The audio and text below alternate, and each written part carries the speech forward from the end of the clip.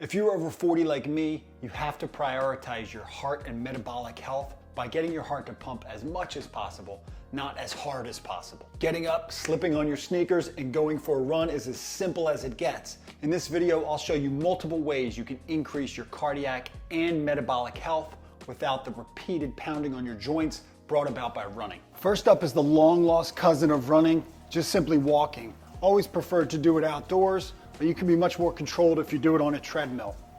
Our goal here is to get this to a zone 1 for a long period of time. Start at 30 minutes, work up to even 60 minutes.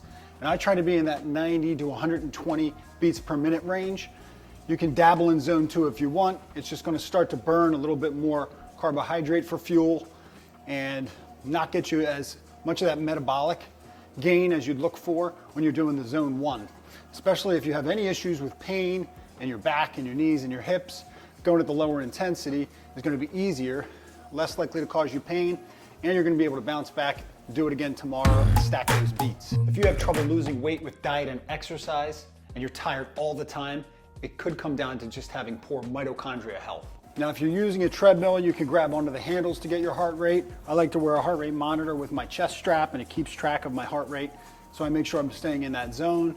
I start to bring it down if it elevates and goes into zone 2 if I want to stay in zone 1. If I want to dabble in zone 2, I know where to keep that range as well. You can estimate somewhere between 50 to 65% for that zone 1.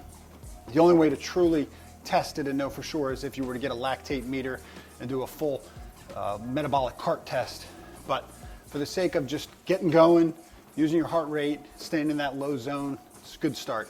Your longevity, when they've looked at studies, being in excellent cardiovascular health or VO2 max compared to poor is a 5 times greater improvement in death risk, or you're 5 times less likely of dying than it would be if you were a smoker. So cardiovascular health and improving your VO2 max and metabolic health is critical. Now, it's still a good idea to work those top speeds. You can do that once a week, and it'll give you adequate time for recovery, and you should still be able to do your zone 1 work. Next up is rowing. I like to use this Ergata water rower because it gamifies the experience.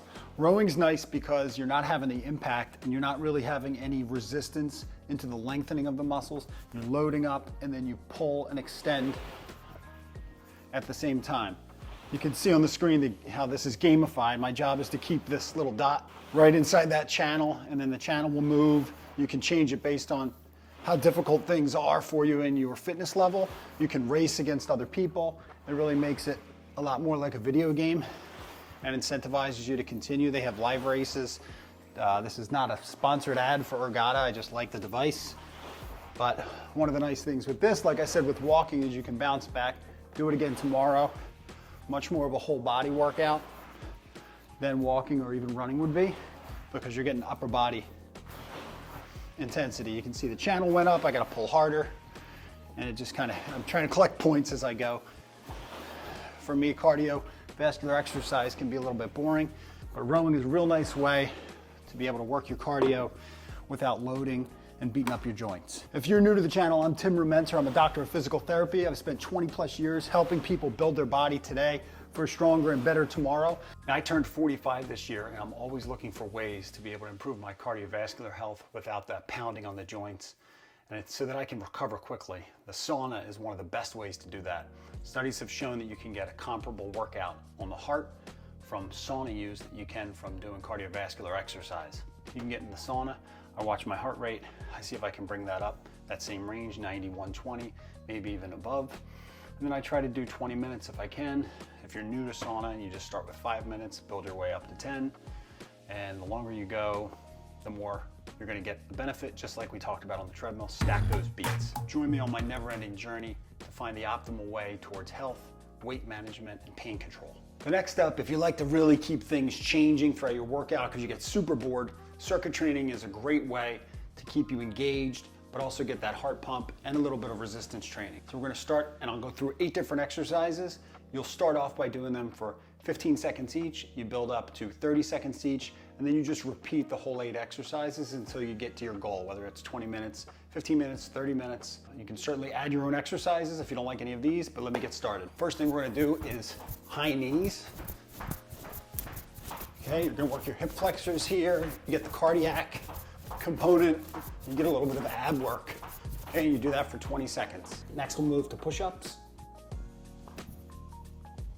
You can rest at the top if you need, but get your whole workout session to whatever that goal might be. Next we'll move to jumping jacks.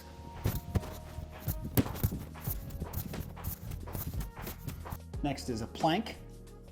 We'll start with a forward plank. Try to work to that 20 or 30 seconds. And we move to a side plank. So we work our obliques. If it's too difficult, you can go on your knees. Next, you're gonna do bounding, which is just repeated hopping, slight knee bend, using mainly your ankles.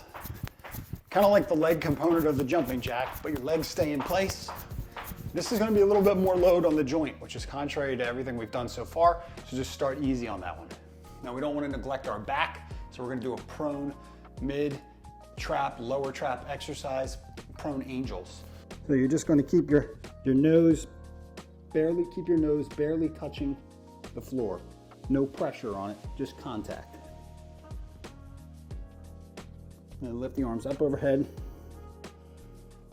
down. If you can bring them back behind your buttock, even better.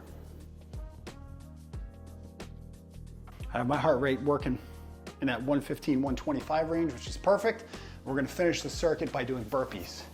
Okay, so we're running in place. We're down, back up and jump. You may only get 3 or 4 or 5 of these in your cycle, especially if they're new. If they're new and you want to just go down to your knees and stand, that's fine. If you can do the full one where you jump, that's fine too. Just realize that there's way more pressure on your shoulders when you land and absorb that impact, just like there is when you run and you land and you absorb the impact with your knees. So we're just trying to get cardio pump here. Going to be better if you're just down, back up, add a little jump. Then rest 1 to 2 minutes, go through the cycle again. If your heart rate starts to go down below that 90, then it's time to start. Now, if you do happen to suffer an injury or pain in any part of your body, the worst thing you can do is put ice on it. To find out why and what you should do instead, click up here. Build your body today for a better and stronger tomorrow by subscribing to my channel. Click down here.